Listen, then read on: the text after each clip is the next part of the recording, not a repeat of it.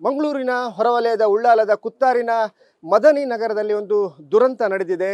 ಇವತ್ತು ಸುರಿದ ಭಾರೀ ಮಳೆಗೆ ಮನೆಯ ಮೇಲೆ ಒಂದು ಗೋಡೆ ಕುಸಿದ ಕಾರಣ 4 ಮೃತಪಟ್ಟಿದ್ದಾರೆ. ಗಂಡ, ಹೆಂಡತಿ ಮತ್ತು 2 ಮಕ್ಕಳು. ದಾರುಣ ಘಟನೆ. ಈಗ ನಾನು ಅದೇ ಒಂದು ಸ್ಪಾಟಲ್ಲಿ ಇದ್ದೀನಿ. ನೀವು ನೋಡ್ಬೋದು ಈ ಮದನಿ ನಗರದಲ್ಲಿರುವಂತಹ ಒಂದು ಮನೆ.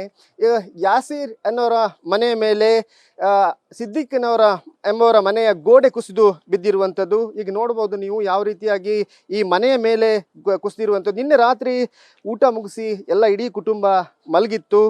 ನಿನ್ನೆ ಸಂಜೆಯಿಂದನೇ ಭಾರೀ ಮಳೆ ಸುರಿತಾ ಇದೆ ಈ ಭಾಗದಲ್ಲಿ. ಯಾಕಂದರೆ ಕಳೆದ 1 ವಾರದಿಂದ ಅಷ್ಟೇನು ಮಳೆ ಆಗ್ತಾ ಇರಲಿಲ್ಲ. ಮುಂಗಾರು ಚುರುಕು ಆಗಿದ್ರೂ ಕೂಡ ನಿರಂತರವಾಗಿ ಮಳೆ ಸುರಿತಾ ಇರಲಿಲ್ಲ. ಆದರೆ ನಿನ್ನೆ ಸಂಜೆಯಿಂದ ಭಾರೀ ಮಳೆ ಸುರಿತಾ ಇದೆ. ಮಂಗಳೂರು ಸೇರಿದಂತೆ ದಕ್ಷಿಣ ಕನ್ನಡ ಜಿಲ್ಲೆಯಲ್ಲಿ ಭಾರೀ ಮಳೆ ಸುರಿತಾ ಇರುವಂಥದ್ದು. ಈ ಹಿನ್ನೆಲೆಯಲ್ಲಿ ನಿನ್ನೆ ರಾತ್ರಿ ಕೂಡ ನಿರಂತರ ಮಳೆ ಸುರಿದಿದೆ.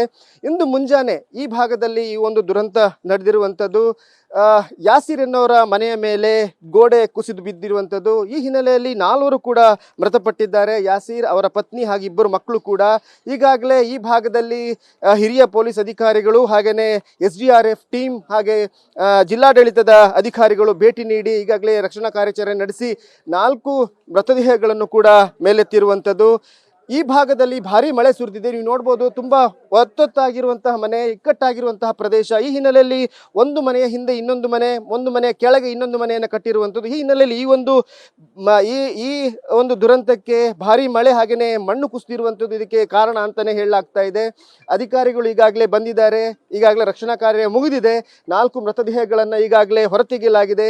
ಈ ಭಾಗದ ಅಧಿಕಾರಿಗಳು, ಪೊಲೀಸ್ ಅಧಿಕಾರಿಗಳು ಹಾಗೆಯೇ ರಕ್ಷಣಾ SDRF ತಂಡ ಹಾಗೆಯೇ ಅಗ್ನಿಶಾಮಕ ದಳದವರು ಹಾಗೆ ಸ್ಥಳೀಯರು ಎಲ್ಲರೂ ಸೇರಿ ಈ ಒಂದು ರಕ್ಷಣಾ ಕಾರ್ಯದಲ್ಲಿ ತೊಡಗಿದ್ರು. ಈಗಾಗಲೇ 4 ಮೃತದೇಹಗಳನ್ನು ಹೊರತೆಗೆಯಲಾಗಿರುವಂಥದ್ದು. DC ಕೂಡ ಇಲ್ಲಿ ಬಂದು ಈಗಾಗಲೇ ಪರಿಶೀಲನೆ ನಡೆಸಿದ್ದಾರೆ. ಹಾಗೆಯೇ ಈ ಸ್ಥಳೀಯ ಶಾಸಕರಾದಂಥ UT ಖಾದರ್ ಕೂಡ ಈ ಭಾಗಕ್ಕೆ ಬರಲಿದ್ದಾರೆ. ಅವರು ಕೂಡ ಪರಿಶೀಲನೆ ನಡೆಸಲಿದ್ದಾರೆ. ಜಿಲ್ಲಾಡಳಿತ ವತಿಯಿಂದ ಏನು ಪರಿಹಾರ ಕೊಡಬೇಕು ಅದನ್ನು ಕೊಡ್ತೀವಿ ಅಂತ ಹೇಳಿದ್ದಾರೆ.